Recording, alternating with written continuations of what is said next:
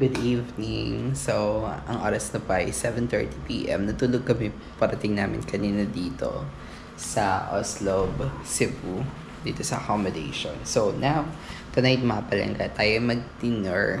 So, let's go!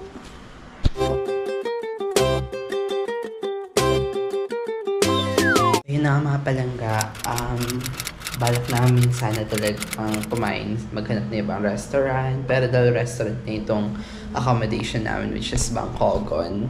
So, dito na lang kami magkain ng dinner kasi baka sarado na yung ibang mga resto kapag maghanap pa kami.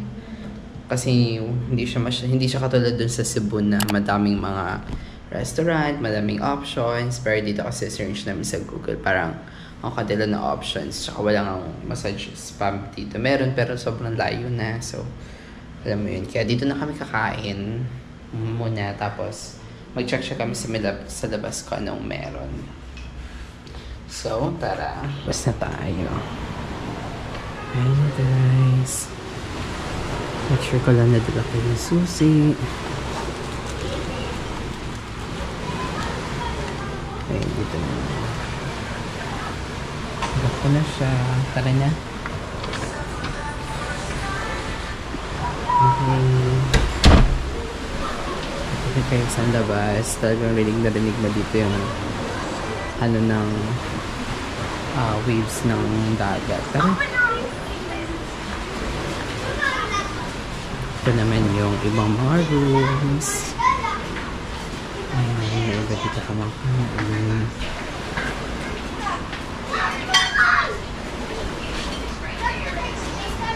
Ayan, kain dito sa labas.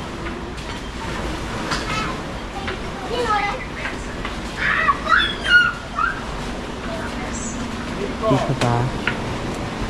Dito na.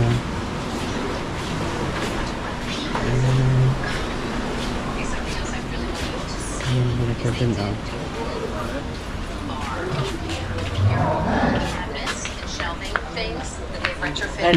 Ayun guys, dito na kami sa kainan dito sa restaurant.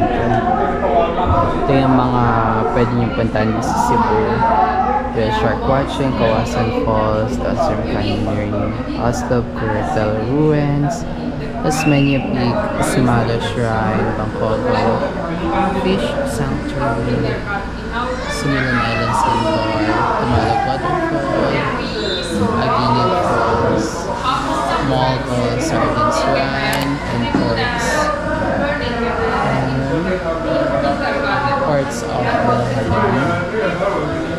And you can do the rest. So order na kami. Ang orderin namin is para masarap humigop ng sabaw. Magtitinolang manok tayo. Ito, 270. Tapos rice. Tapos kinilaw na isda ang kinuha niya, tsaka itong grilled stuffed squid, and also for drinks naman natin is mango shakes. So ayan, wait na lang natin yung ating order. A few minutes later. Ay, sorry guys, di ako nakapag-update, pero ito na nga to, nakakaisang kanin na ako. Ayan, so ito na yung squid namin, grilled. Ayan, basta grilled squid. Tapos tinolang manok. Malaki pala siya. Laki ng serving niya. Tapos yung kinilaw na fish. So, ayan. Okay. Nakakabusog siya guys. Nakaisang kanin na ako. Pero ang dami pang kanin. Alright, so let's continue eating. A few inches later. Alright guys, so ayan na nga. Tapos na kami kumain. Hindi namin ito maubos tong kinilaw. Pero naubos naman namin yung mga manok. Isang beer. Tapos ito take out namin to. Ayan. So kaya magbabayad na. Hindi na kami lalaba. Lalabas ba tayo? Hindi na kami lalaba. Ay, gusto mo ba? Lakad-lakad. Pwede naman. Lakad-lakad tayo.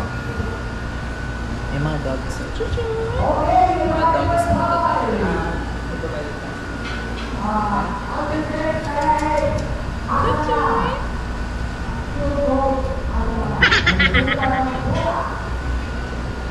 Takbo na siya. So, yun na guys. Take out namin itong squid at saka yung kinilaw. Then, ayan, bumalik kami ng tequila sunrise.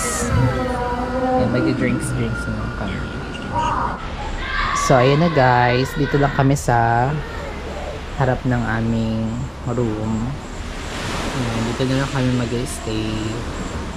Hindi na kami lalabas kasi puro mga resort din pala yung nasa labas. So, okay na rin dito. Marinig mo yung mga ano ng alon. So, ang ganda din ng vibes dito. Ayan, dito na kayo magdi-drink. Tequila sunrise. Tequila sunrise for the night. Sa ganda ng mga rooms dito. Sa amin na nun, nanay. Tapos sa kabila dito, tatay. Tapos puro numbers na siya. So, busog ako. Nabusog kami ng dinner namin. Tsaka, ang laki pala ng serving nung ano, nung tinolang manok. Akala ko konti lang. So, ayun. Ano masasabi mo for your travel for the whole day? So tired.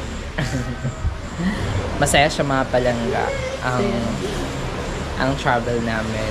Alam mo yun, parang chill lang, hindi siya masyadong, hindi ka nagmamadali, hindi ka na i-stress, hindi ka na problema, ano nang gagawin bukas, sino yung mag-aasikaso sa inyo bukas, parang ganun, yung tipong relax lang na travel. Kaya okay din pala mag-tour compare sa mag-DIY.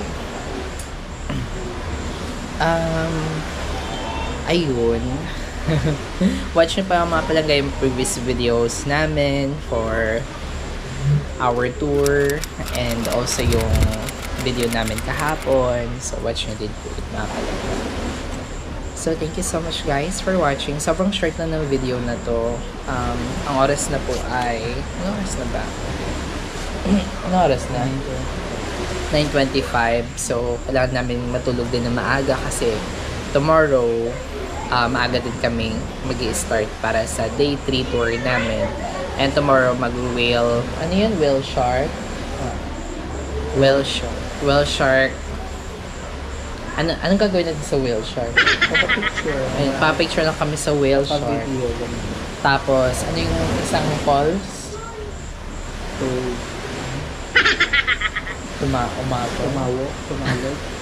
Basta yun, may falls kami pupuntahan. Tapos, optional na yung ibang, like, yung Osmeña Peak ba yun?